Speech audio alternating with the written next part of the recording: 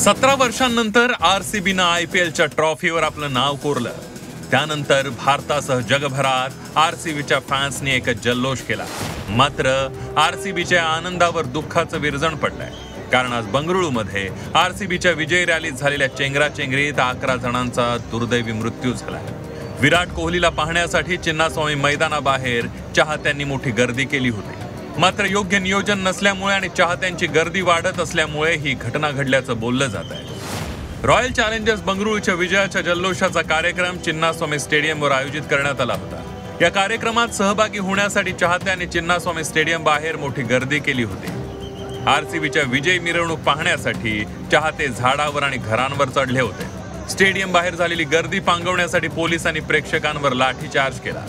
मोफत पासेससाठी चाहत्यांनी गर्दी केल्यामुळे स्टेडियमच्या गेट नंबर 3 वर चेंगराचेंगरी झाली।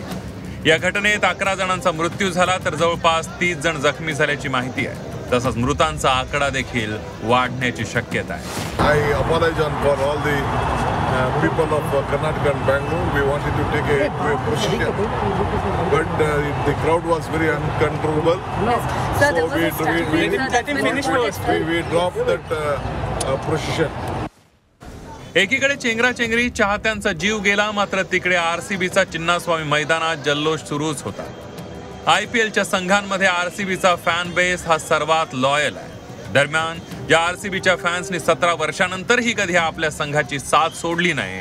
मात्र तेच फॅन्स जेव्हा चेंगराचेंगरीत एकमेकांच्या पायाखाली चिरडले जात होते, त्यांचं कोणतंही दुःख आरसीबीच्या संघाला आणि कर्नाटक सरकारला नव्हतं का, असा प्रश्न उपस्थित केला जातोय। तसंच या प्रकरणाची चौकशी केली जाणार असल्याची माहिती राजीव शुक्ला यांनी दिली आहे। भीड़ बहुत ज्यादा हो गई थी, अचानक इस कार्यक्रम को आयोजित किया गया, उसकी और ये अंदाजा किसी को नहीं था। फ्रेंचाइजी से मेरी बात हुई, फ्रेंचाइजी भी कहना उनको भी अंदाजा नहीं था कि इस तरह भीड़ उमड़ पड़ेगी। तो ये अचानक हुआ हादसा है, जिसको लेके सारे लोग दुखी हैं और जो भी जितनी मैक्सिमम मदद हो पाएगी मृतकों के परिवारों की और जो घायल है उनके, वो सब करने का प्रयास हो रहा। चिन्नास्वामी मैदानाबाहेर झालेल्या घटनेनंतर आता विरोधकांनी कर्नाटक सरकारला धारेवर धरलाय। सरकारनं योग्य नियोजन न केल्यामुळे क्रिकेट फॅन्सनी त्यांचा जीव गमावल्याचा आरोप केला जातोय।